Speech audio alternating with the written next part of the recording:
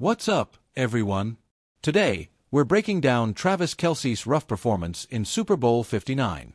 No way around it, Kelce had a bad game. The stats weren't great, and if it wasn't for a solid final few minutes, they'd look even worse. But it wasn't just about the numbers. After watching the tape, I was genuinely surprised by how much he struggled. So, let's dive into it. One of the most noticeable issues was his drops. Take this play, for example. The Chiefs are up against an 8-man coverage from the Eagles, and Mahomes targets Kelce over the middle, a spot where he usually thrives. However, the throw is a little off, and Kelce can't bring it in. Now, sure, Mahomes could have placed it better, but this is a catch Kelce usually makes in his sleep. And while one drop isn't the end of the world, it was part of a bigger trend.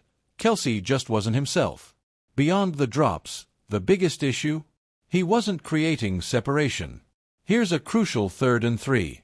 Mahomes is looking Kelce's way, expecting him to win against a backup linebacker. But instead of shaking free, Kelce is locked up. No separation, no chance for a clean completion.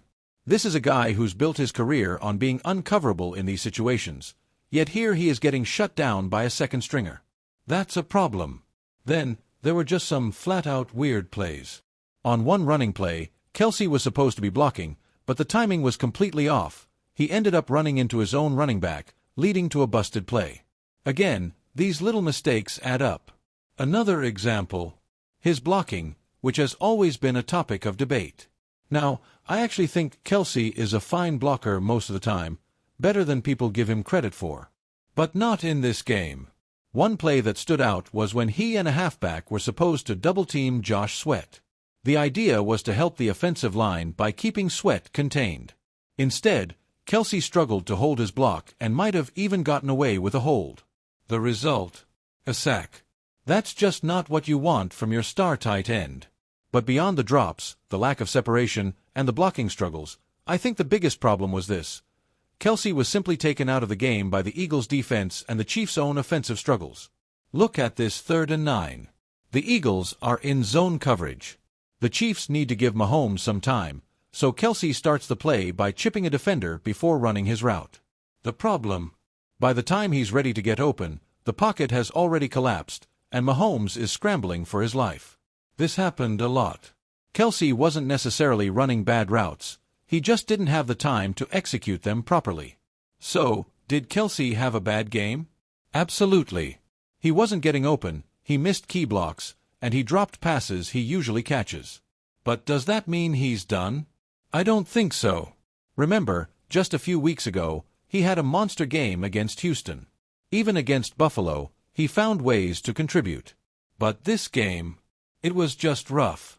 Now, this brings up the big question. Will he retire? I don't think it's a guarantee. Sure, he's not in his prime anymore, but he's still a key piece for the Chiefs. If he wants to come back, they'll welcome him with open arms. But some players don't want to stick around if they feel like they've lost a step. That's up to him. At the end of the day, this was a weird game for Kelce. The Chiefs needed him to step up, and he didn't. But he's still one of the best tight ends of all time, and if he does come back, I wouldn't bet against him bouncing back. What do you think? Was this just a bad game, or is this the beginning of the end for Kelce? Let me know in the comments below. And as always, don't forget to like, subscribe, and turn on notifications for more breakdowns. Thanks for watching.